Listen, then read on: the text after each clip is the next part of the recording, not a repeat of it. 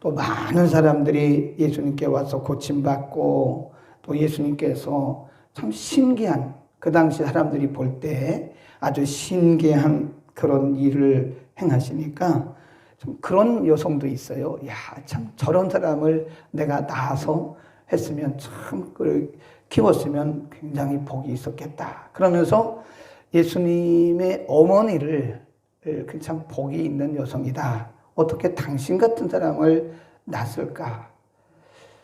관점이 굉장히 다르죠. 그러니까 예수님께서 이렇게 말씀하셨어요. 거기 뒤에 보면 28절 시작. 예수께서 가라사대 오히려 하나님의 말씀을 듣고 지키는 자가 복이 있다. 그걸 줄거 놓으세요. 그러니까 이 여성은 사실은 영적인 세계, 이런 진리에 관해서는 아주 무지한 거죠.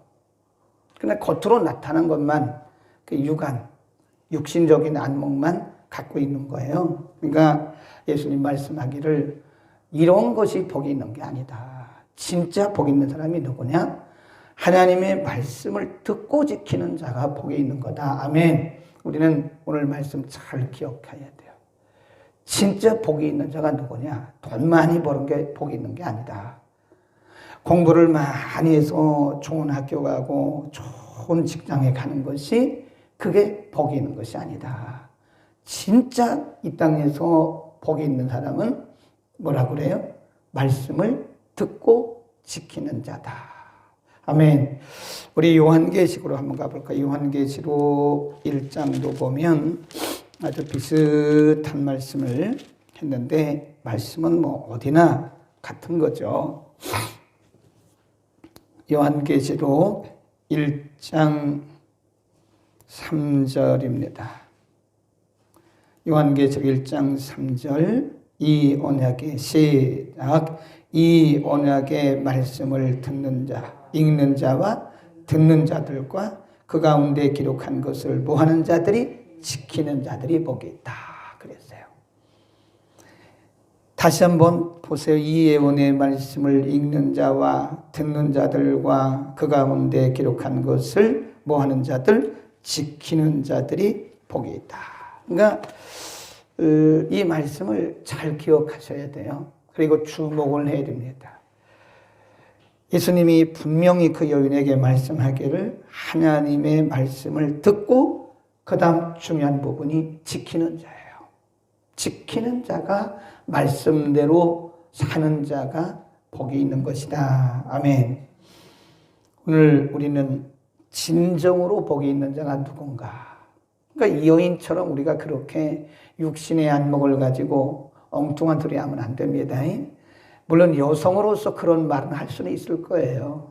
나도 저런 사람 한번 낳아서 키워봤으면, 나도 내 자녀가 저렇게 됐으면 좋겠다. 그런 여성으로서 그런 생각은 할 수는 있겠어요. 그러나 그건 어디까지나 육적인, 아주 이 세상적인 그런 안목이고요. 정말 복이 있는 사람은 하나님의 말씀을 듣고 지키는 자다. 아멘. 그 다음에 29절에 보면 무리가 모였을 때 예수께서 말씀하시되 이 세대가 아주 악한 세대다. 왜 악하냐? 표적만 구한다 이거예요. 표적. 무슨 표적이냐? 메시아의 표적. 그 당시 이 유대인들은 이 메시아를 기다리고 있었거든요. 근데 저분이 메시아인가? 세례 요한이 와서 요단강에서 세례를 주니까 저분이 메시아인가? 예수님이 오셔서 또 여러 가지 사역을 하시니까 저분이 메시아인가? 그러니까 메시아를 기다리고 있던 사람들이기 때문에 메시아의 표적을 얘기하는 거죠. 정말 메시아의 표적됨이 무엇인가? 그래 예수님께서 그 표적을 구하는 그 사람들에게 뭐라고 말씀하셨냐면 악하다. 악한 세대다. 왜 그랬을까요? 아니 예수님 오셔서 벌써 메시아의 증거들이 나타나고 있잖아요. 나를 본 자는 하나님을 본 것이다. 이미 세례 요한의 제자들도 예수님께 가서 세례 요한이 시켰어요. 당신이 우리가 기다리는 메시아입니까? 아니면 우리가 또 다른 메시아를 기다려야 됩니까? 다른 분을 기다려야 됩니까? 그러니까 예수님께서 세례 요한의 제자들에게 뭐라고 말씀하시냐면 너희가 가서 보고 들은 것을 요한에게 말해라. 벙어리가 말을 하고 귀머거리가 듣고 절름발이가 일어서고 죽은 자가 살아난다고 말해라. 그 뭐라고 그랬어요? 바로 그것이 예수님의 사역 자체가 메시아의 증거다. 예수님 그런 말씀도 하셨잖아요. 내가 성령을 힘입어서 귀신을 쫓아내는 것이면 하나님의 나라는 예수님을 말씀하는 거예요. 내가 성령을 힘입어서 귀신을 쫓아내는 것이면 하나님의 나라가 너희 가운데 임했느니라. 너희 가운데 가시적으로 바로 메시아가 임한 증거니라. 못 봐요, 사람들이. 그러니까 계속해서 또 다른 표적을 구하는 거예요. 예수님 뭐라고 그러셨냐면 악한 세대가 표적을 구하지만 내가 너희에게 보여줄 표적은 요나의 표적밖에 없다. 그런 말씀을 쭉 합니다. 요나의 표적, 그 요나의 표적이라고 하는 것이 뭐냐면 여기서는 이제 구체적으로 30절에 요나가 니느웨 사람들에게 표적이 됨과 같이 인자도 이 세대에 그러하리라. 그걸 이제 요나의 표적이라 그래요. 요나의 표적이 뭐예요? 요나가 3일 동안 똑같은 거예요. 지금 요나도 다시 오실 메시아의 그림자다 이렇게 보는 거예요. 물고기 뱃속에 있다가 다시 나와서 다시 사역을 감당한 것처럼 예수님이 3일 동안 죽으셨다가 다시 부활하실 것을 요나를 통해서 보여주시. 그걸 요나의 표적이라 그럽니다. 그러니까 악한 세대라고 왜 그러냐면 이미 예수님께서 오셔서 메시아의 증거들이 나타나고 있음에도 불구하고 또 다른 표적을 구하잖아요. 그런 악한 세대에게 예수님이 뭐라고 그러셨냐면 내가 너희에게 보여줄 표적이 있는데 그게 뭐냐? 내가 십자가에 죽을 것이다. 그리고 다시 3일 만에 살아날 것이다. 여러분, 이 기독교의 최고의 표적은 십자가예요. 아멘. 우리가 병 낫고 귀신 나가고 능력 행하고 이런 거는 복음이 증거되기 위한 수단입니다. 수단. 이게 본질은 아니에요. 그러니까 어떤 분들이 기독교의 본질이 뭐 귀신 쫓는 거야. 그러면 그게 잘못하면 이상해지는 거예요. 저기 어디 가면 귀신 쫓는 것 하다가 이단된 교회도 있어요. 그 교회가 지금은 거의 와해됐어요. 한때는 뭐 몇만 명씩 모였죠. 교회도 엄청나게 크게 졌죠. 근데 그 교회는 모든 것이 귀신이에요. 결국은 와해돼요. 성경적이지 않은 거는 오래 못 갑니다. 한동안에는 아주 굉장히 득세를 해요. 그런데 결국에 가보면 와해돼요. 이단도 마찬가지. 그러니까 본질이 아닙니다. 병 고치는 것도 복음을 전하기 위한 수단이지 그 본질이 아니에요. 기독교의 최고의 본질적 표적은 뭐냐? 뭡니까? 십자가입니다. 예수님이 십자가를 지시고 다시 살아나시는 부활, 십자가와 부활이 기독교의 최고의 본질적 표적이다. 거기다 써놓으세요. 요나의 표적 30 거기다 옆에 써놓고 요나의 표적 이렇게 써놓으시고 십자가와 부활을 상징하는데 그 십자가와 부활이 기독교의 최고의 본질적 표적이다. 그러니까 십자가 없는 기독교가 어디 있겠습니까? 부활 없는 기독교가 어디 있겠어요? 어떤 사람들이 뭐 여러 가지 일을 하는데 십자가를 말하지 않고 십자가를 믿지 않으면 그 기독교가 아니죠. 본질에서 벗어난 거죠. 네. 요즘에는요, 잘 복음의 본질을 잘 보셔야 돼요. 이단들도 많아요. 기독교 같은데 기독교가 아닌 게 이단이죠. 꼭 기독교 같아요. 아주 기독교 같아요. 제가 지금 잠깐 잊어버렸는데 그분의 이름이 미국 사람인데 굉장히 유명한 분이에요. 굉장히 유명한 분이고 미국 사회에서는 아주 거의 뭐 A, B, C로 나눴을 때 A급 강사입니다. 뭐 많은 사람들이 그 선호하죠. 근데 이분이 전하는 메시지를 잘 분석을 하니까요. 나중에 보니까 힌두교의 뉴 에이지 무브먼트, 뉴 에이지의 사상이 들어있잖아요. 일반인들은 잘 몰라요.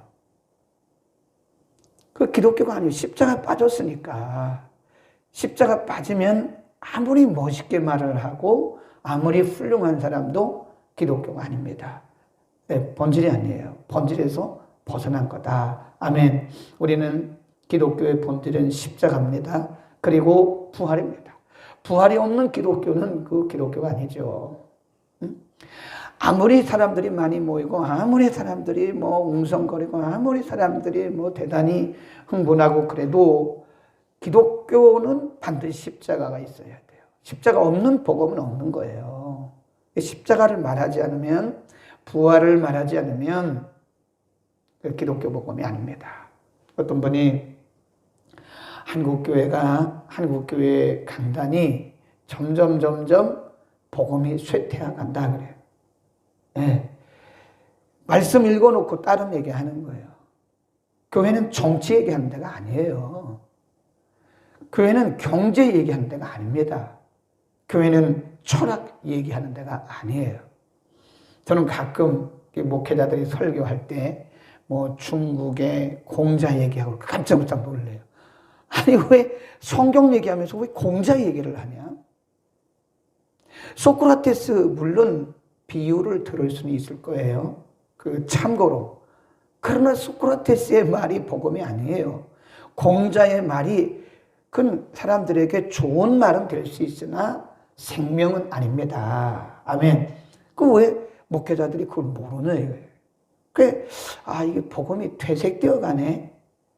복음이 정말 십자가 복음이 부활을 말해야 할 복음이 점점 퇴색되어 가요. 그러니까 사람들이 자기 귀에 듣기 좋은 말만 쫓아가는 거예요. 그러니까 이로운 말만 쫓아가는 거예요. 그러면 안 돼요. 그 진짜 복음의 핵심을 말하는 데는 사람들이 별로 없어요. 그거 이상해요.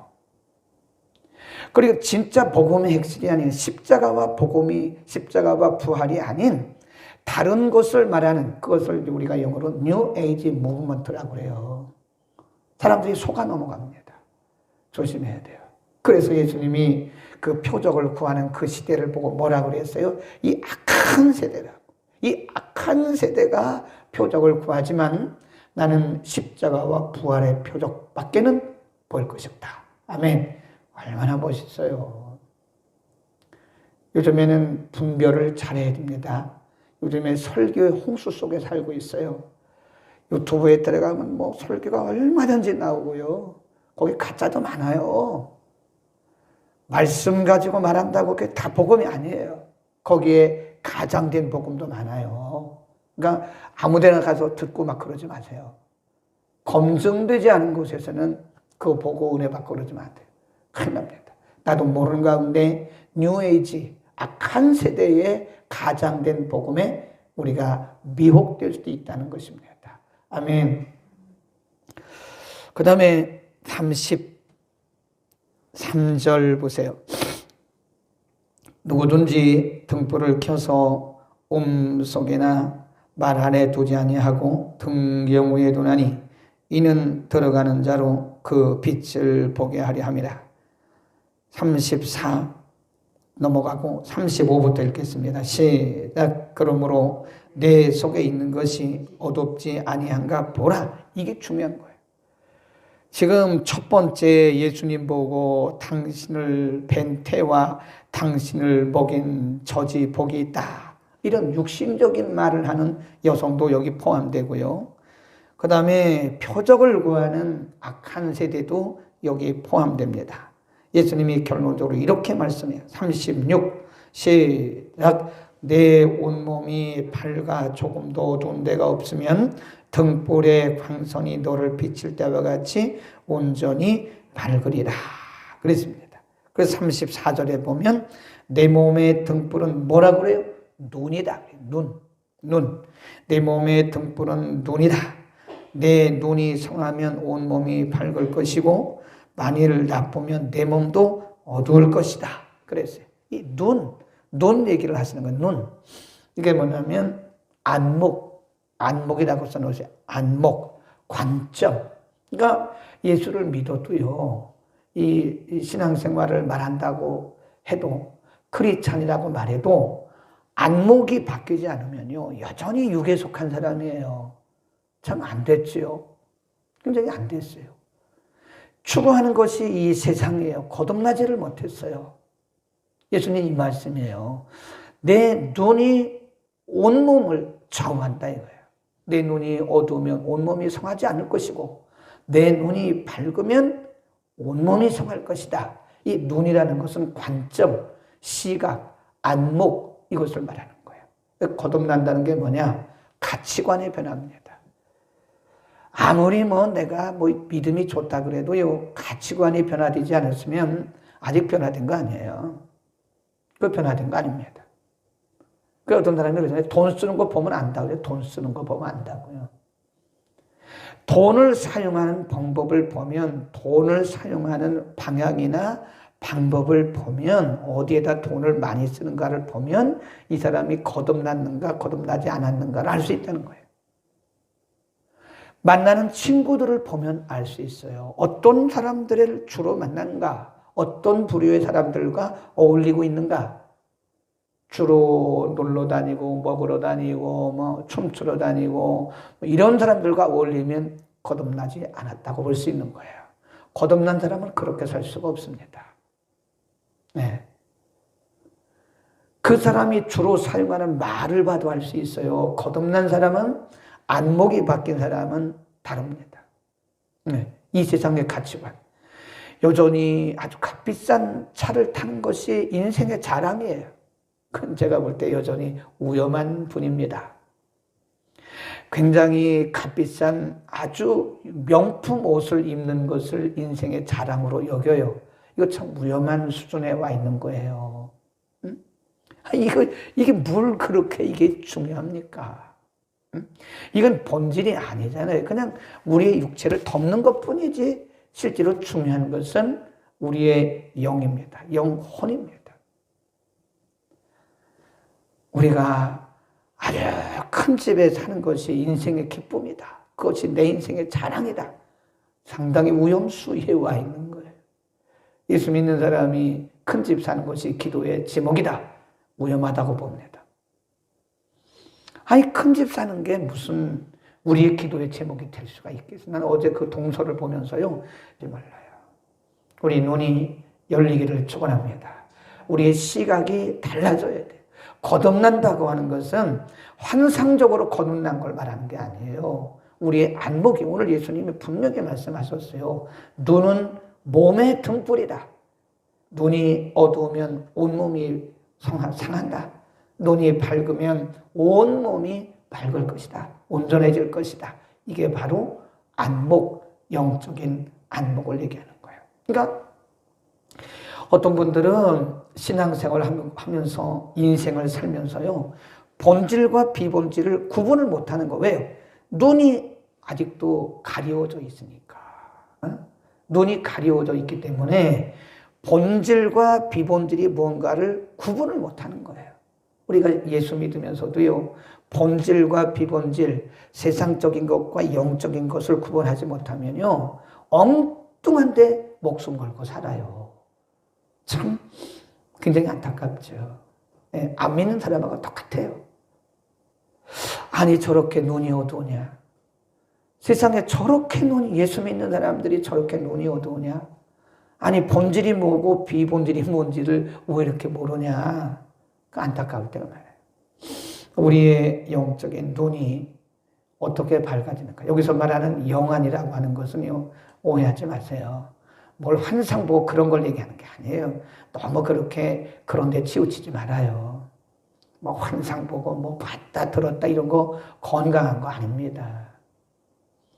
말씀 중심의 아주 건강한 신앙을 봐야 돼요. 우리의 눈이 언제 밝아지냐? 말씀을 통해서 밝아지는 거예요. 말씀을 듣다가 말씀을 읽다가 말씀을 묵상하다가 우리의 영적인 눈이 밝아지고 이 세상을 분별하는 것입니다. 아멘. 여기에 성령님의 역사가 있는 겁니다. 너무 중요한 얘기예요. 이런 말씀 무슨 걸고 시간 낭비하고 물질 낭비하고 인생 낭비한다는 거예요. 기도하겠습니다. 거룩하신 우리 아버지 참 감사합니다. 오늘 예수님께서 귀한 말씀 우리에게 주셨고 우리도 복 있는 사람으로 살기를 원합니다. 하나님의 말씀을 듣고 말씀을 지키는 자가 복이 있다고 말씀하신 주여, 오늘 우리에게 주신 귀한 말씀을 따라서 우리가 참으로 복이 있는 삶을 살아가도록 은혜를 베풀어 주옵소서. 거룩하신 아버지, 보는 눈이 복이 있다고 말씀하시고 눈은 몸의 등불이라고 말씀해 주셨습니다. 우리에게 보는 눈, 깨닫는 시각, 성경적인 안목을 주소서. 하나님, 우리가 이 땅에 있는 동안 바로 보고 바로 분별하고 바로 판단하고 바른 방향으로 살아갈 수 있도록 우리 모두를 축복하여 주옵소서. 오늘도 우리에게 주신 이 말씀을 우리의 평생 동안 신비에 새기게 하시고 하나님 기뻐하시는 복된 인생 살아가게 하여 주옵소서. 예수 그리스도의 이름으로 기도드립니다. 아멘.